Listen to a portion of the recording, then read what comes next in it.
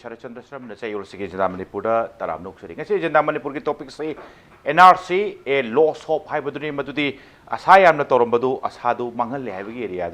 as Satunga yo NRC the illegal immigrants in Kantopada Chapchana Kantopangambagi Sakti do NRC the Yaw the Batoma Tore Masiki set the Sankpati Mayam say NRC Pamnarakpa even Nakoi state NRC Pamnarakpa areas in later Dinate the Wudu Assam Chatarakpa Tenkang Anirak Surabani Hanbam Tokram An Betu Madu do Tajabayo Dia so Mayam Yawina Remukoni verification Torokan the final NRC say Gana listening Toponi Tawadu side Hiner is every angle the opposition Pogera ruling Wagera Duga civil society organization Wagera Sata organization board so Maswai say Asoba Soibam Lake Aduga Semtok Semtin Yam Torga High Karim Kanda Maswai say Masana illegal immigrants tended to under Makoi Singilisan Bayana with Tanjama Peterborough Highway Wang Bong Yareduna Karimkanda Manipur so NRC Pamnarakpa Tope State so as a whole India NRC Pangtokaneka and Tokito Wadu Assamgi Pibam say Yangakanda NRC say illegal immigrants in Kantokuda foolproof Oidraba Adumba Tulama or Highway Wang to the Kanajana Tanjani Lengthen Piripa Singde, I get it and Pabida say Soubam Nongpoknganba Convenor Legal Department, BJP Manipur Pradesh and Nongpoknganba Ramnoksari, Nongpoknganba Oil Lincoln Bidibishana, I Hemochandra Spokesperson Manipur Pradesh Congress Committee, I Tamu Ramnoksari, I get the Tana Paminajari say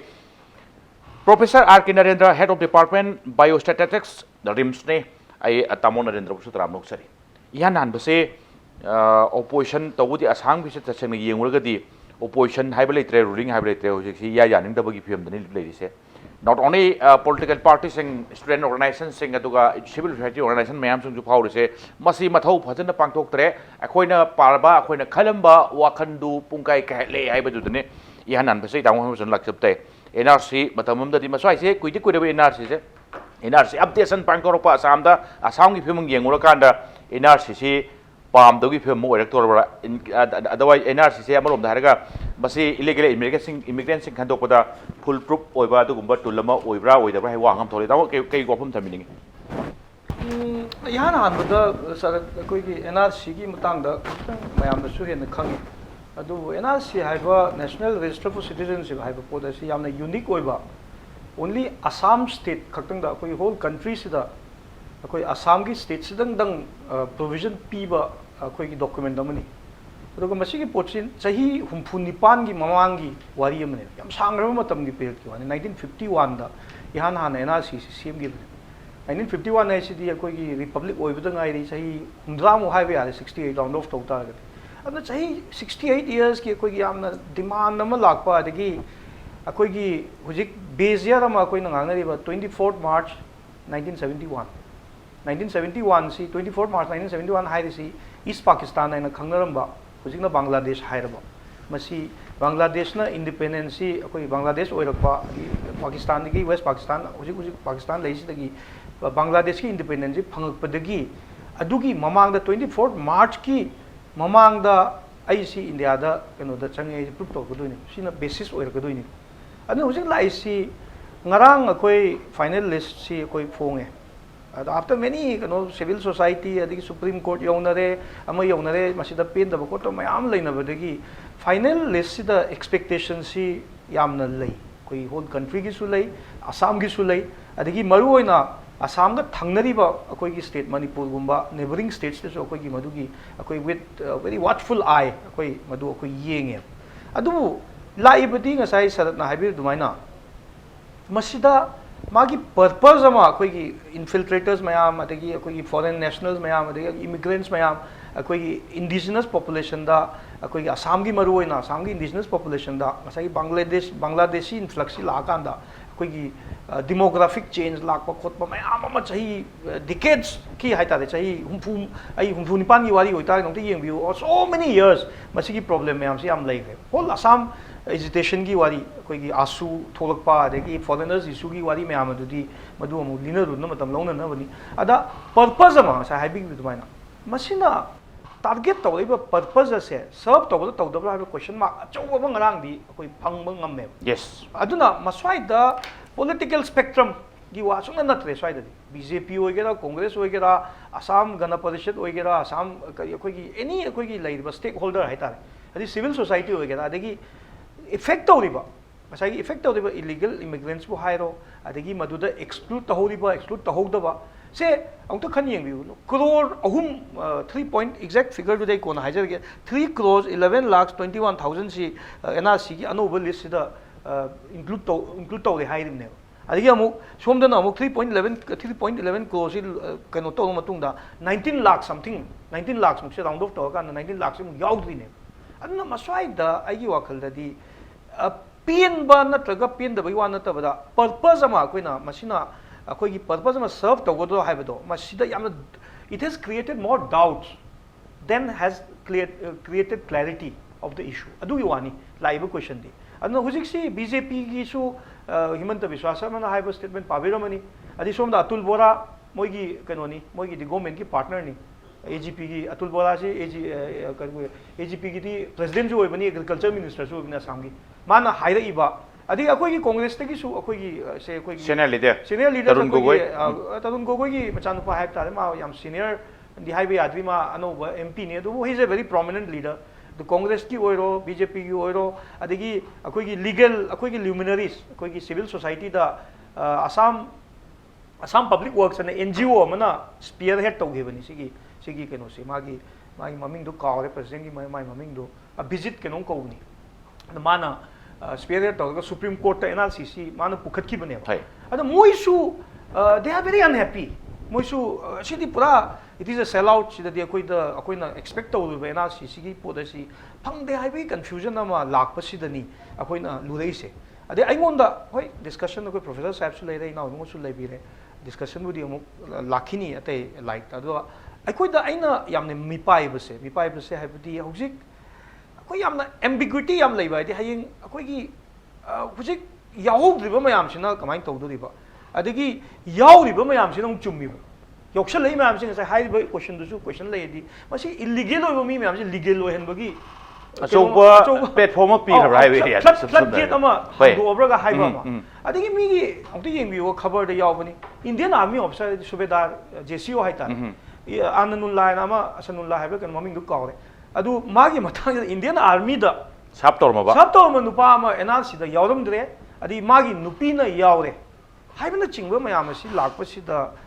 Mitcham हाइगदा कोई common citizen दा मरुइना असम दा अखोई मसी मिपाइनबसी लेबसिनदी purpose सर्व तौदे लवे by अदि अमना मसी मयामना लोइना miss तौरम याय आइना याम पाखलिदी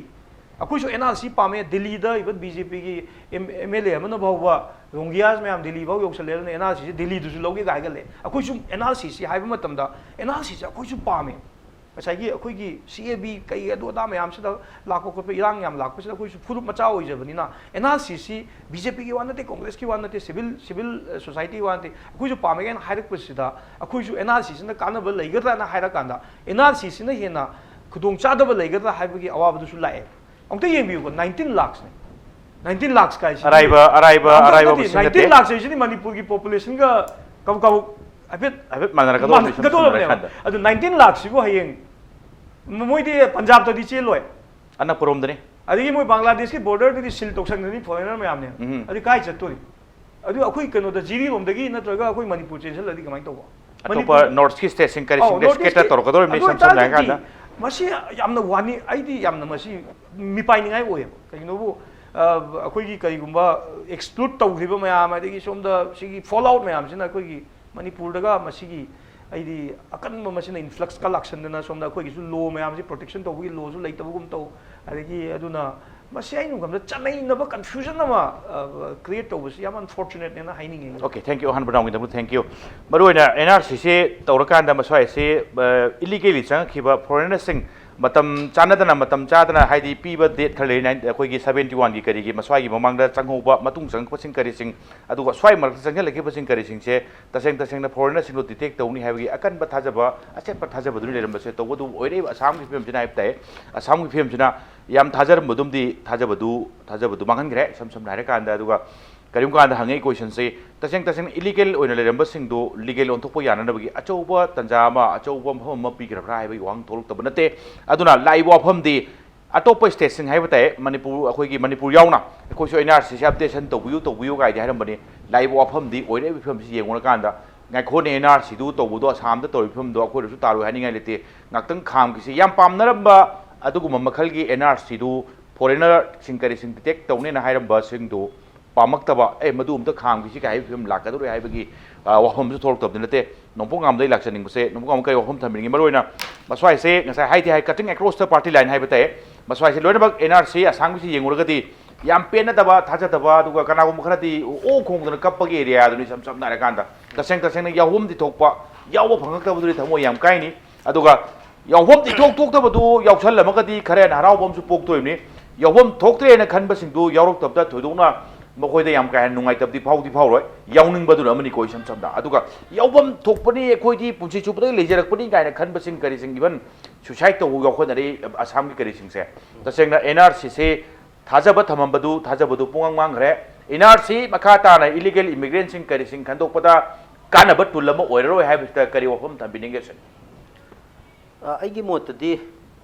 Kogi BJP, Haitare, BJP Nasu, Ojikutamo, Panbigiva, across party line, Karam to Canabret and Masida, even a BJP Namu, Piendava, Adi Hana, Yaurido, Mishu Yauraka, and High Bigi, Wakalon, Suku BJP. Assam yunina su phongdok pole adai aina mada thamjading se hoi maduda tasena field da tasena kari leibno haibasidi koina chorak pama media di khangde amadi khne tabagi wani ada moina tawi thaboksina kari no haibasi koi yengba perspective amadi oidi oiba ada moigi perspective chi yam senaga di 1951 da han be NRC seme 1951 dagi ngasi dang 2019 da khangchong pasidi da Moina karamba methodology sinaba moina karamba kamain to namasi tona bhana bosida Supreme Court hojiki tamanu pangi ba PIL ani khak mai to gi makha ta bada koi honorable Chief Justice Supreme Court ki Chief Justice ka atopa judge samagra division bench hai patare judge ani gi kaino sida tawro oina harap kan sida tawran khanga harap kan sida karamba mong tawduino hai poti matun mechanism lei ponte ba ara honaba karamba criteria sinaraga se moi chorana basigi damakta criteria tara amuk moina bani semaga tawba masi criteria si muk sem matung da achok yam hojik tamon tapi da mana 3.3 crores adu am sigi sigi pithribi da masi moji pithribi da khwai chawa memot khwai chawa dumba exercise ni citizen contact tawba adu sarkar na pangthok da citizen contact tawba exercise ni kainaga hainari ba pot amane ba adu su pithribi da ahan boina ahan be event ni kaina hainani ba ada ahan be event oi baduna maram oi ramasuai natraga scratch tagi horukpada su maram oi bijai mayam pena da bakra dil leire simadi media da leire aduga khoi BJP na su Assam gi na su press meet toga sumai to na pen da bakra leire haina phongdi phongdokre adubo ai khoi gi ai gi mot di maroin ai isa gi mot di masida pen da bagi maram se ta sina simani hayu ha ga di kitang hai bud lubu oi na thue maram di moina toribe exercise si ai jo hatam jagi badumaina Pitribi yan anba su main to mong exercise oi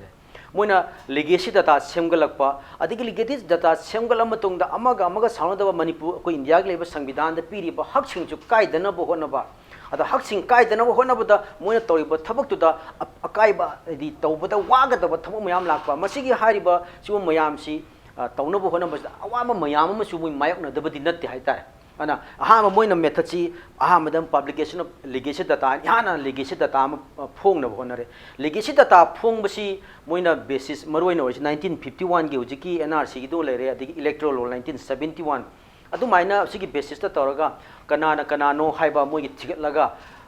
koi gi seva kendra mayam linkatana website hangdana online submit ya ta hondana offline submit ta hondana masa fill chatana application pisan na bo na application jo verify to no phone ba adigi reference atopa jaga da suppose mi ma magi application lokchale jaga se Manipur da policy se Guwahati da matawre Guwahati tawra matung da high reference to atopa jaga district amne chalaga madugi reference to ba cross reference long no ba chok chok exercise sama taw da pen da khati agi moto sweden ki laina na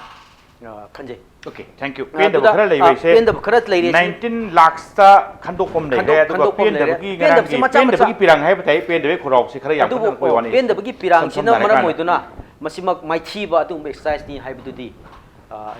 tang haiman ba thokatra haina da mang khali failure hai badu mukti haining dri sam sam dare kan sam hoi join wrong severe wrong amdi chati chakre adu ga mase fail oi re hai ba gi wafam du mukti thabdi thanungri yes in terms of methodology da ahan ba khut ma bani na karim kan da ahan ba taw raba thabak tu matok tambor di khara phado bai sam nai kan da du ahan ba khut ma bai ji shoiningai se du mitik lei hai bani yam challenging hai bani sam nai kan da tawon Narendra ai lak sanim samarung Assam ki kari ki post se yeng ba kan da tamo statistic demand da no da lei bani na khar ma khai di khangwi rang da khale maswai da khoi apply to riba methodology hai ba methodology sing se maswai se samai krai no ma satnaba chunadaba methodology khara yaw bu dong to wibra natraga NRC taseng Assam ahan ba khut ma ban na khara makai di maswai se anirak sudi sujal abani hu to re se thengang anirak sta yam couple law se mawang de handak de hengel koi wari na sang si yengul kan da somwa mayam na phawna bada NRC foreigner illegal foreign kano sin se foreigner khando ko dain toromba sa du budi puang mang re se maswai se fellow रे हाइबदी हाइनिंग दे हाइबदी no पंगांग बना हाइरिना दुगा थाजब दुमक्ति खरदी कायहन गरे hope तौद्रे highway area मदी across the party line congress po gera BJP po gera duga civil rights organization sing kai sing foundry expert omena kari comment pe engagement handaki ngarang koigi final NRC gi phongbusida around 19 lakhs muktamak कोई illegal migrant ने detect तो कुछ था angle क्या मुझे कि मसी पेना दबला है इसी में दिशुमी okay illegal migrants ने मोइसे कहता है चेंज तो पंगम दबा list तो कि 19 lakhs अब खरा exclude तो रे याव दे है list तो याव दे बस ये मागे amount से मसी वेबम थोकती है बस angle अनि दे कोई उ फंगी आहाम बदा high रिबा मुझे कि 19 lakhs से कि मनुंगा genuine Indian sing Indian ki citizen sing maya mama yakshan dre haibagi point nama another one is atopa amada aikoi illegal migrants maya mama particularly ki Bangladesh ki sangakpa illegal migration maya mama yakshan gre haiba manipulation to gre haiba ma koina NRC ki pen de besi makal ani ni hai sina kano lejare adu karigidamakta aikoina mayamna masigi policy pen ribeno aduga akoigi 19 lakhs si suki matik reduce storage kamai to ino jai kitang hangasagi please masigi tik ko kano se ani ihan hanba NRC gi process si NRC si 2015 gi adagi application si tharaga masi process to hol pan hai masigi first draft si NRC gi first draft si koigi New Year give on December time kuntrama to 2017 da bibi. Mastay da aikoigi out of the 3.3 crore sigi manungda 1.9 khataneba bona fide Indian citizen e lauthoisi. Okay. 1.4 amadi moisi chandrab nepse da illegal migrants name. Adubu mukoigi verification amuhana tawlaba matung da aikoigi final draft haidai. Final draft si July 20, 2018 the pong. And out of 3.3 crores ki manungda 2.89 masi koigi Indian ki bonafide citizen ni hana lauthok kro matung da illegal migrants si 40 lakhs 40.7 haitare sigi lakhs si illegal ne na aswai bhawbada total level oirami maramdi in matamadu da Assam state as well as central the bhawda Assam da sorangna foreigner si lising yang kai gi matak ta leire be sidi ayamba officially adu mayam ngang na ngatani adu bo around 40.7 swai lerak pasida khara hantharaga su masi reasonable oya na expect tormi adagi amo koina July gi June 26 2019 da additional draft exclusive list saidana moi ngasai ya hogdreba sing si adagi amu yaw kangbu sing asisu koina claim and objection toraga verify to matam da another 1 lakh kumbama moje foreigner ne detect towi aduna finally si bhav the 41.7 lakh si illegal migrant in Assam the lady adubu last ngarang isi to August 31st 2019 da aikoi gi 3.3 crores Assam the lady ba mi sing sigi manung da 3.1 crores masi aikoi bonafide citizen and only 19 lakhs haitare ne si illegal migrants ne na masi koina declare tawre masta is the aikoina second phase da June 26 2019 bhaw da 41.7 leram badagi lakhs leram badagi 19.06 last kata da handere je kamai to ge da mase koi na re verification am tawe re verification ama makoi ai si moina mamang itu da illegal migrants ni haina NRC Chandragasu masi verification to mutamda masigi re verification to mutamda asus na all Manipur all Assam student union na re verification to which the my condition si document tara khatam oigidabni hai adu central government na masi 15 oigidabni haidana 15 the lepi adu mana to verification asi aikoina under the clause 4 sub clause 3 of the schedules of citizenship registration of citizen and issues of national identity card rules 2003 sigi makhada verification to ne sigi makhada masigi verification to busida ne bojiki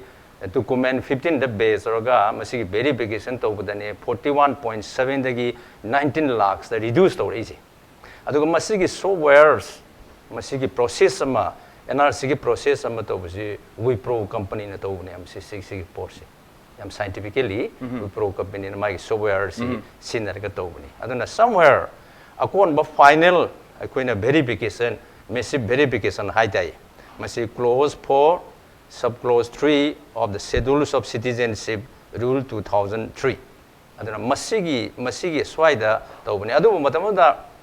Assam government and central government masigi re verification amona to ji 20% of the koi Bangladesh border nakna lena ba district mayam sing sida re verification amona to si masigi si yamna foreigner mayam yauksan gre and high madam the supreme court ni ya de supreme court ni ya de maram this man re verification to ni na lai si 40 years kom phagalam ne ba si NRC process to ri si Assam is this 6 years some later another 34 years later si process lai ni smai to the less process mo oirani adura masi je thokpa yaro and mamangi tha da bol loira madun one day chunda ya de haram adubu government na ising chaw lai khole na tawbadagi tham chundra tawri ne aduna re verification 20% to je habsi Assam government central government na a price to bune bgano da supreme court na madu honorable supreme court ya da badagi masmai to bada aduna masi akon bagi verification je maswai da kaitang loophole ama leibra haina ai madu mai thamjagi okay ihan bei round se sam na kan da kari gumba kharati ka heta loophole khara ho khara lei re yam chawbo pikpa duna mani ho bol lei ti le adu yam questionable ori se sam na kan da ihan na 41 lakhs kum ske actual torom bani di verification chathara kan da all of sudden jump se 19 lakh kum da handa garang tholi bal list ni 19 lakh sa handa rei se mamang iduna lalira hada ke akon business chumira kanan chumino kanan laliru khang rei sam na kan da kari gumba pp ko na machine do lati hek on ba as masigi machine si same machine ni NRC ki damo methodology same ne formula chalai judi masigi machine jina tawkan da ahan man 41 phange ko man 19 masigi machine je sinna ba ya ba ke ya do man atopam puro so hai do na mo sam na kan da pp mak to re ma ha ki or po ni na ba masigi machine je ko rely to ba ya dre atopam to ol je hai do ne ba nongpoknganba de hai bi ba failure hai mo hai ning dri achowa soibam de le hai ni sam na kan da ai break ki matung lak sap tai da mo lak sap se break ki matung da impact news ge jana Manipur yeng bi ba punong ke pham da thuna puduna lak sa ke impact news ming ta do ne bi break ki matung da yeng bi ba punong pu am khna taram nok se husik se to gi de jana Manipur ngasi gi lambi da ngayam de sakre lambi da ngayam da ngayore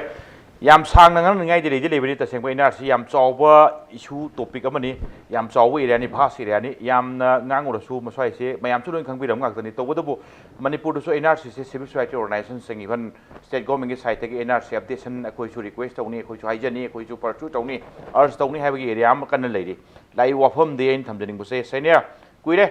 Mantri Oirpo MLA Obirakpa, the Home Number and Siki Filmsta, same methodology Oidoro by some Narakanda, use fluctuation of the later, even Tawon and the Fowry, Carigino, some cannon Putorish Habagi, Matama, Machine number Sinaba, Sinaba Tuldo, Tridrum, Yam Saw, the Swavi area, the later, some Narakanda. Same methodology, same formula, say the NRC updation, Equi state context like Kanda, Siki Films that they landing the Powra, landing the Powra Street. Definitely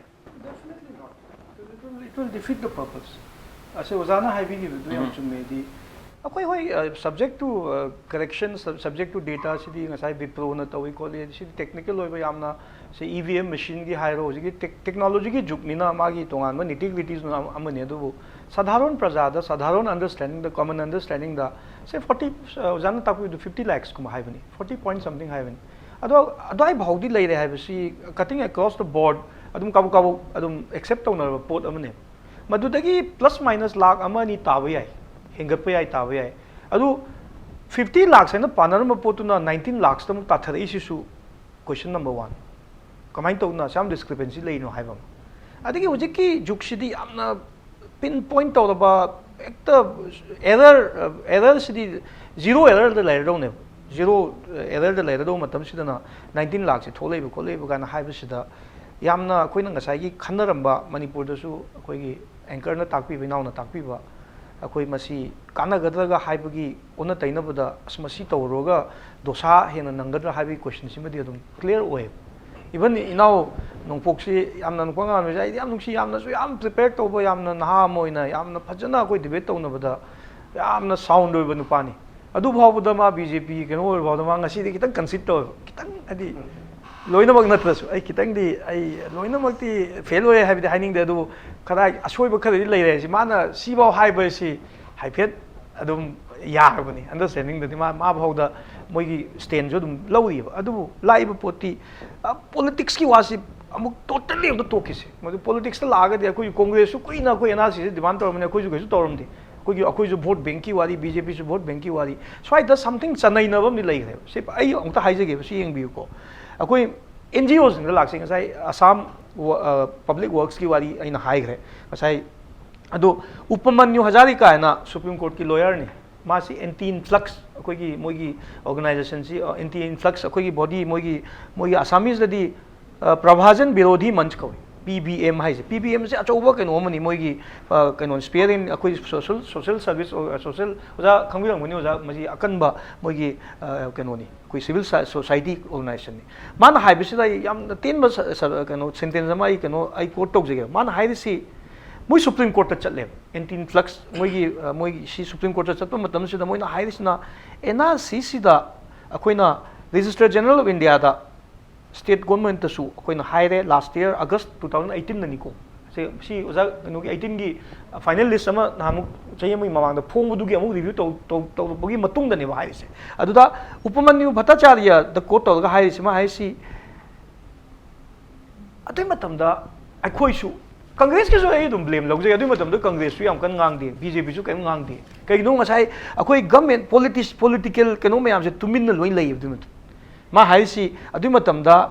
ukti yengbiu ko ai ongtu pajage ba all this time the government was busy with a singular objection singular obsession to include the Hindu Bangladeshis in the NRC by granting them citizenship by bringing in the Citizens Amendment Bill CAB haining e wadi ai simplify tawjage ma haidi akoi agenda je tongan gre ngasai gi NRC da tawgada pot NRC na haisi di Bangladeshi free Assam ONC haibane Bangladeshi free Assam haibasidi Muslim gi issue nate ba nate akoina sigi yamna laibak thibase akoi si anti Muslim adigi Muslim me amoi haijalaga akoi laibam leitrega haiba pot tolumdo oina political angle haigadra ethnic angle haigadra religious angle haigadra masi yam laibak thibane tasing haita di Bangladeshi free foreign country amadagi foreigners mayam laaga state amada swam toks leiba state amad chasel leiba pot se free ONC haibane anti Bangladeshi free Assam ONC haibane lurei di ngasai gi agenda je tongan ba BJP ki su agenda tongan gre CAB gi agenda lai gre kari hairi moi persecution to mayam Bangladesh te leiba Hindu mayam do loi pusale ne haita di Bangladesh te leiba Hindu mayam adusu foreigner di natlo it's a big question nam neva foreigner oido neva Hindu oigera Muslim oigera Parsi oigera any dharma chachasanu adu dharma rom da based on lakpasi da flood gate amadi hangdu I som da foreigners mayam ama mina hairim na koina haibina ti ko sidi ji ngasai gi sida yawdim ni sida kaino bu Bangladeshi Hindu mayam Bangladeshi national di oiba aduga NRC gi list sida Bangladesh ki akoi gi Hindu mayam se NRC gi list sida yawan gragadi citizenship si piba yarak na bugi oza sugum bagi kano amusu agenda amusu yam clearly ure akoina haiba nati ko si civil society organization na haira imni aduna takpadi ngasai gi kadai da no ma akoi kai tare too less too little haiga akoi gi tau da bagi kano du lakpa even se Supreme Court ki Chief Justice masamak Shri Ranjan Gogoi masamak Assam gi kano ni ai di Supreme Court ki kano nate line of stakeholders mayam se yamna concern oiba kano ngata ne court su kari su adu lurei di akoi gi yamna masina kai tare कनामतसु हरावहनदबा अदगी अदुगी कई हाइतारे मागी purpose serve तौदबा अदगी अमते येंबियुको हुजिकी अइना खंजरेदी ह्यूमन प्रॉब्लम अखोगी ह्यूमन राइट्स की प्रॉब्लम अमो लाकदोरीबो हुजी अमते येंबियु हुजी 19 लाख सिबु हुजी फॉरेनर्स ट्राइब्यूनल दा दुम चत्तोरी अदगी निमित चाम कुन्नी मतम अमु पीरी अदगी चाम कुन्नी जी टू शॉर्ट टाइम अदगी हुजिक येंबियु को असम दो हुजिक लाइरिसी ट्राइब्यूनल हुजिक लाइरिसी ट्राइब्यूनल चाम खतनी ट्राइब्यूनल चाम खत लई फॉरेनर्स ट्राइब्यूनल अदगी मसीदी चाम नती चनी चहुमेन ता का लेगदो पोत लई अदगी अखोई डिटेंशन सेंटर हुजी अमते येंबियु डिटेंशन सेंटर सी असम दसु डिटेंशन सेंटर याम लईती हुजी अदु इतागदी क्वेश्चन जी अमते येंबियु को मसी अखोई ओन सिटीजन मयाम राइटफुली और रॉन्ग अजी मासी एनआरसी दे याउदे आइतादी मासी स्टेटलेस स्टेट याउदबा सिटीजन ओइदुइने अदे इंडिया की अखोई पॉलिसी सिदसु फॉरेनर्स की पॉलिसी दसु स्टेटलेस सिटीजन सिगी पोजीशन से एम्बिगुअस होय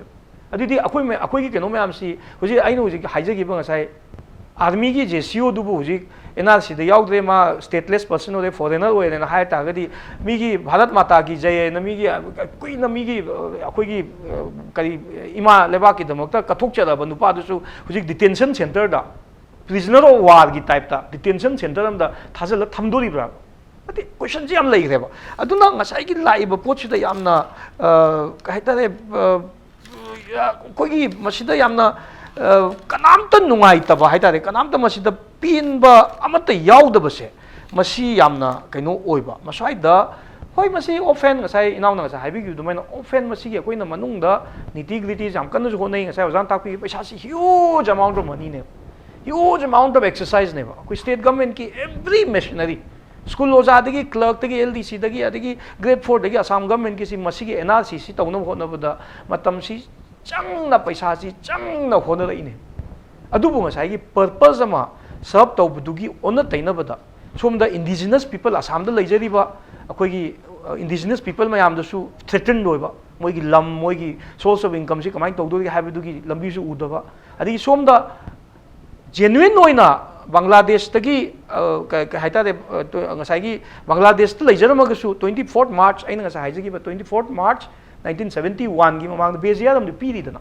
मदुगी मतम कनो तौगिबगी एम्बिग्युइटीज आम लैबा अदो तसेंगना अरोबद सिमो हाइनिंगे we all have to be blame we all have to take the share of the blame BJP न खरा हेन लौब याय कांग्रेस न खरा वाट न लौब याय नत्र अतोपना एजीपी न खरा कनो न लौब याय दो we all have to blame because 1951 दगी सिदाई पर्सनल थॉट्स निको 1951 चाहिए हुमजा चाहिए हुमफुनी पान चुपना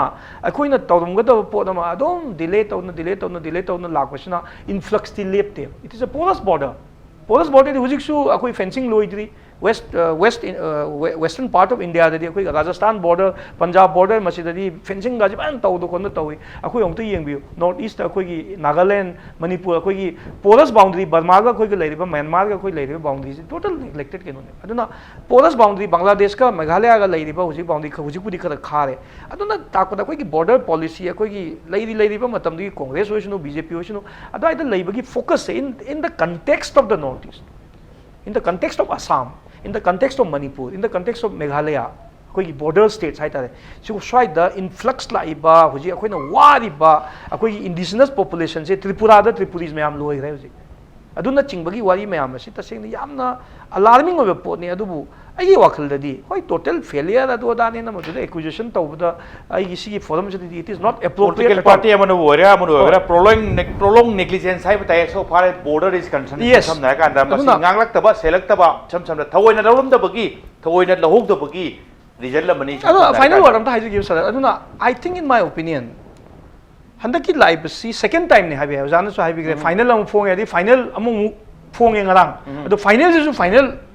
oiba yadabagi to hojiki mayam hai mamim laeba hojiti ka cutting across the party line sai hojai se congress su bjp su loina bag verification tawni haibagi ri muk to ni mani tawum correct to do no hoji haiba ngam da film result sam na ka no ko ba matam se sum lo silak pone handa kisina han ba aroi ran ob se question su khara mani thamjage sam na ka da mende hangjaning se ngasai ki same tool ne same formula same methodology on ba kanda fluctuation a chawbum de le अदुगुंबा formula methodology तो अदुम apply तौरगा Amun रिवेरिफिकेशन तो वही कांडब करीनो highway वहां हमदे थोकी तोलकदोनी सम नारे कांदा yes NRC updation दा हुजिक निंग खर दिकाइनरे याम चांगोन निंग काय Basu यावरे aduga cutting across party line Congress have letre BJP have letre yaningdabadi pune yaningdabadi paudi paure karai the noma Kiev na mu yaw di yaw da basing Kiev na mu kitang amuk chingtaraga pusalak pa kui area am su ubra aduga yes ngasai Congress society phawi base ngasai ki zero Bangladesh haibani sam na ka Bangladesh lehen da bai wari swai da Hindu Muslim ki karigi religion divide tuma di masjid libam thokti haibe area ne BJP ki side di persecution even hujiki 71 tokthok kanda sahi chuki mamang da le di haibagi 11 year dagi 7 year ga handar pujau ni ba sam na kanda ado di persecution Hindu ki line di sai religion divide am di dum yaw area ma kitang yam madu mon yam charge to budina te ko khara di yaw man bagi area duni kamai tham bining ge ani hum sing se ozagi hujiki wahang di pahum piri mang da koi tamogi kanu do sai concede to en haibi bedo madu understand to rena adi do amtang singdok sege concede to hairisi concede to bumukti nate aina joi tham okay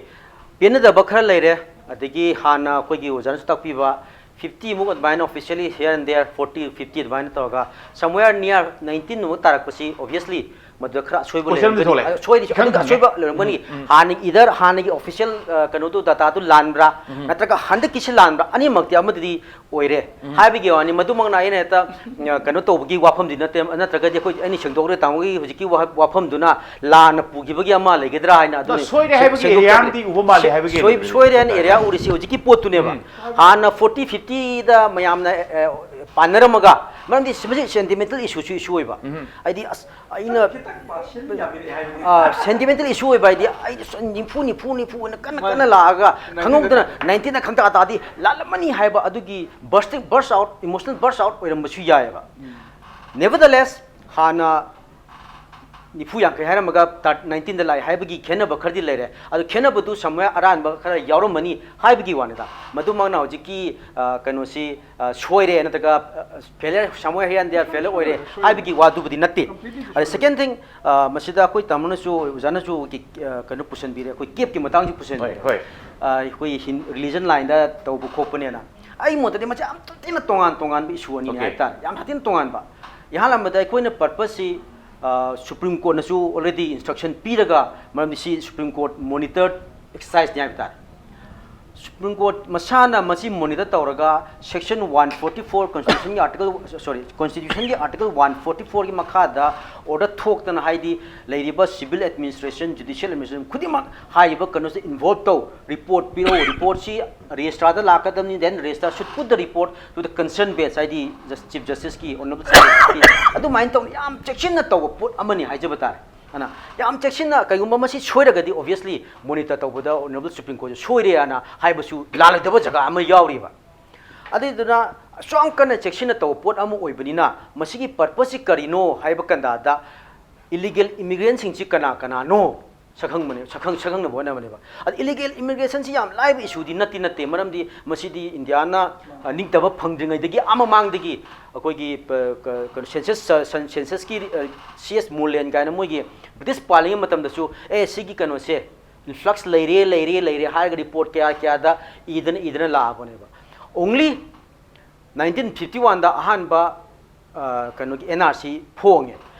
phong matam da su 1951 na koi gi expulsion thokiba ek koi illegal immigrant tan thopagi Assam gi tan thopagi central act phong matam su technical problem mayam leigri ne ba adi illegal immigrant kanai ba koni foreigners kanai ba koni adi matang do mo amendment laktana khotana sidi technical problem mayam leigri matung da ngasi BJP na pan ba haiba tare BJP na pan ma saka chok chaw ba memo exercise Pitrim amukta da tawnadri ba 3.3 crore population si contact tawre haraga adu su cross verification tawdana achok chawba su exercise sama tawba I think it should be appreciated hoi here and there achok mi si masak phajaba da su dum kadai wai no yengbu di asoi ba khadi se dak ta bani khangde kaidom di su yaune ba adu maina hoi dak se khudam moina koi tamun ta pi ba army masadu kanon taw adu black spot ni yam seng na black spot ni army Indian army ne le report tu bu NRC da 19 point ke andar yaw ki ba si abdi black spot ne ba adu di am hati yaning ba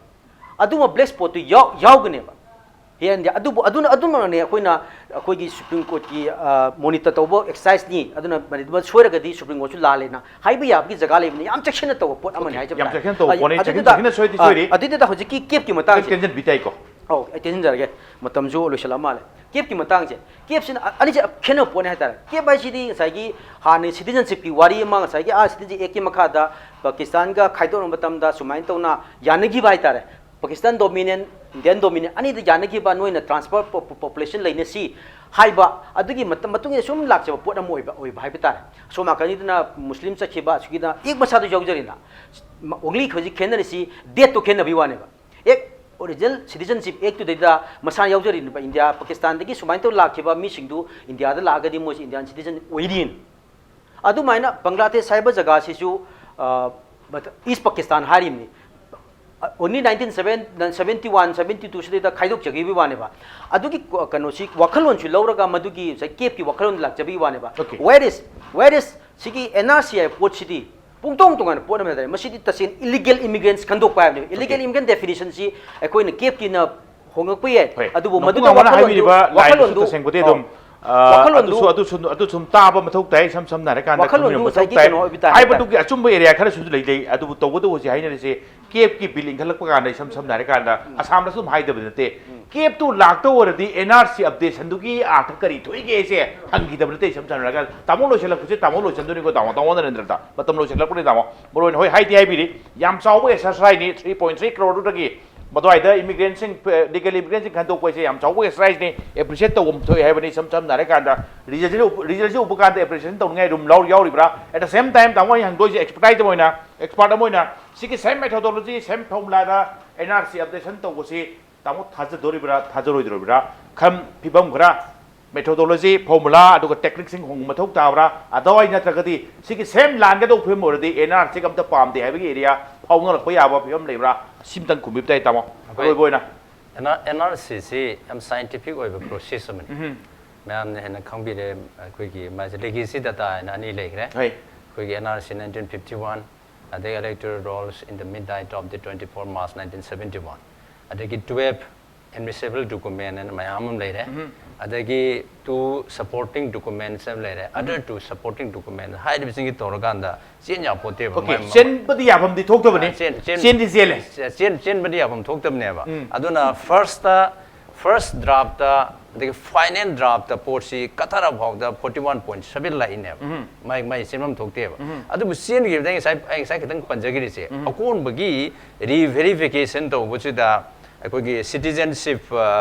rule 2003 gi makha da clause 4 sub clause 3 gi makha da to bu da some defect oirang badra ne khanjabai wane ba adu taseng na NRC to gan da di akoi na akoi gi mistake da 1,600 crore rupees custody ne the government so direct central government be ni adu Assam government 52,000 employees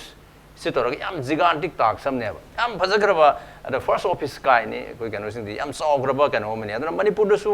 masi to boda kasu kai balite but I am very much worried about that koi 19 lakhs illegal migrant khantu hujik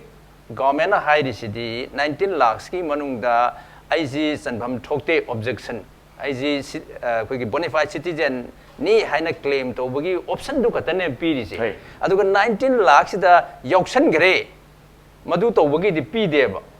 foreign tribunals da Assam da 100 leire adu ngarang dagi another 200 amaga foreign tribunal se hangtoni high bus data anybody amana claim to matam da objection to matam da han 60 days or madu ngarang dagi pa ngasi dagi paraga 120 oini hamne ada tribunal se da mas amuk fail oraba adama high court am chap ya high court so ma legal battle se fail or ka supreme court se chap ya until supreme court bora mana success oidraga di ma si foreigner ne declare torne adedi masi detention camp da thamadoi detention camp da thamaji hujik Assam da 6 detention camp play another state nama hujik likely to be introduced kano da Assam gi kare Golpara da hujik sagat bagi kan tawri detention camp am da sorang na 3,000 square feet oidoi ni at the moment hujik detention camp da lai si 1,135 ti lai adu mayam ji torokan si lakadoi ne the question is hari balla ibisi Assam accord ki matung ina lainarisi detection deletion and deportation ne ada high human beings 19 lakhs oirese ne khalasi mosi kamaina deport of duino ajune ba masi deport of se international law magi makha da masi yanaba ma lerakanda Bangladesh akoi tawdoi ni natra somewhere ma tawdoi ni adu Bangladesh ki government na masi ya de mujik si ya de deportation yanabam changi sam nare kana yam phajaba country ni yanara kan deport torkodoni mato adu yarakatra haibe wari ni plus 19 lakh se honna bagi hote honna rakhani mathang ujik re verification ki bu dimanam chu loi tabdi nate tawudabu ipai bu ahum lo haibum chule ahan bam chakramne ani suba phok da yaw phong tradi akon bagi se chan phangadra phangoidra haibagi ning lawi ani adu ai tu ne floodgate hangaga 19 lakh se krai de skater tawdu nai che acho wa hang mo oidabdi nate duga taw ngasai ki taseng taseng na pidi ba document sing du phajana illa chatadi sending id oi samha human made error ma yam saw na yaure hai bi area du ne sim ai se ai point nam ka panjage se yaure se gi maram se mase koina koi gi panchayat level da se gi akon bagi my verification to panchayat level da gi document sing asina moi se genuine be yani hai be close am yawe and panchayat level da lagwe high court na de masi yaro in lakram ne adu supreme court joro kan da supreme court na hai se madubu koina verification ama panchayat level na pirak document se verification tawra kan sum magadi yani hai be close am yaure ba adu ai da pangra ba ngere sam nare kan da sangi ba oiram gani haina I am not listen sure right now. Listen bam se. Adu koina sum demographically ne no matam di loji lore me da kari oi be ya ba se swai da